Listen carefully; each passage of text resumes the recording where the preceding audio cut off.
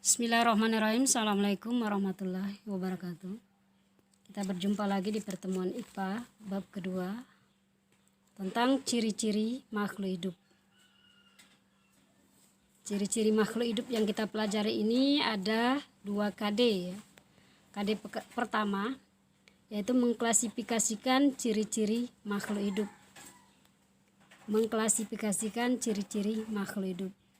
Dan KD yang kedua menyajikan hasil pengklasifikasian makhluk hidup dan benda di lingkungan di sekitar berdasarkan karakteristik yang diamati. Jadi yang kita pelajari tentang ciri-ciri makhluk hidup itu ada 8. Makhluk hidup ada 3 jenis ya, manusia, hewan, dan tumbuhan. Ini ada 8, yaitu bernapas, bergerak, nutrisi, ekresi, tumbuh, reproduksi, peka terhadap rangsangan, dan adaptasi. Ini kita pelajari 4. Nah, sekarang bernapas. Bernapas adalah mengambil oksigen dan oksidasi makanan sehingga memperoleh energi dan mengeluarkan zat sisa. Nah, ini manusia bernapas dengan paru-paru. Kodok bernapas dengan paru-paru dan kulit. Kalau burung, dengan apa burung? Pundi-pundi. Ikan, insang. Cacing, kulit. Tumbuhan dengan stomata dan lentisel. Banyak lagi yang lain ya. Kemudian bergerak. Bergerak ada 2 jenis, bergerak aktif dan bergerak pasif. Kalau bergerak aktif dikatakan bergerak dengan berpindah tempat. Seperti ikan bisa berenang karena menggunakan sisiknya. Burung bisa terbang menggunakan sayap. Manusia bisa berjalan menggunakan kaki. Nah, kalau bergerak pasif itu seperti tumbuh-tumbuhan.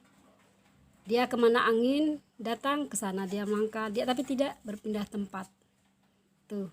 Kemudian membutuhkan nutrisi. Jadi makhluk hidup membutuhkan nutrisi untuk energi. Ya. Manusia dan hewan membutuhkan nutrisi dan membutuhkan dari makhluk hidup lain, itu disebut dengan heterotrof. Sementara kalau tumbuhan bisa membuat makanan sendiri, disebut dengan autotrof. Jadi manusia, hewan, dan tumbuhan semuanya membutuhkan energi. Nah, ini proses pengambilan energi pada tumbuhan ya.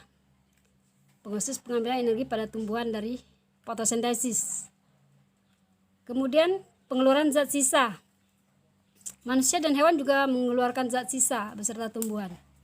Apa zat sisa yang dikeluarkan? Zat sisa yang dikeluarkan seperti urin,